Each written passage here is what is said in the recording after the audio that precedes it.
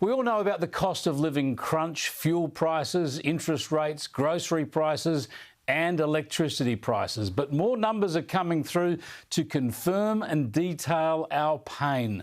Official figures show that our power prices have risen 20% in the past year, so that over the past 2 years, they've risen on average by at least a third.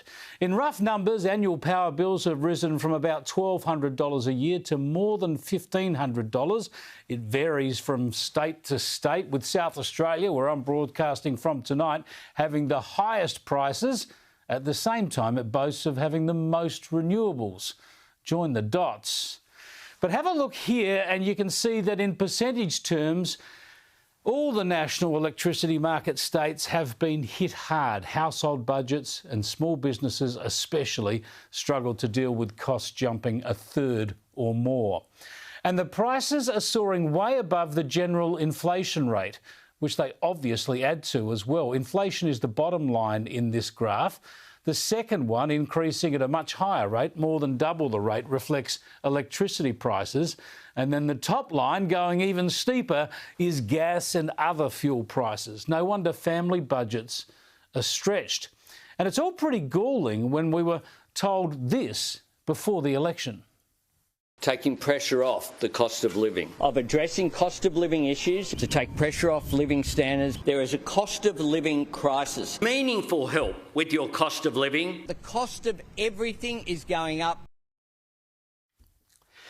Yeah, and back when Labor was trying to win government, they were blaming the cost pressures on the coalition government.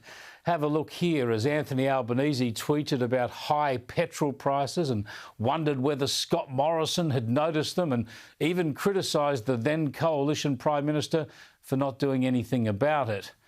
But now that it's worse under Labor, well, the Treasurer is washing his hands of the issue. The government's number one priority is rolling out billions of dollars in cost of living support in a way that takes some of the edge off inflation rather than add to it. We are seeing, as everybody watching your show knows, we are seeing a spike in petrol prices because the global suppliers have created a shortfall, and we're all paying for that in one way or another. And that's a big driver of the inflation number that we got yesterday. But inflation is coming off overall. Yeah, we're all paying for it. And there's not much the government can do about it, hey? How the tune changes when they're in government. How the promises fall by the wayside.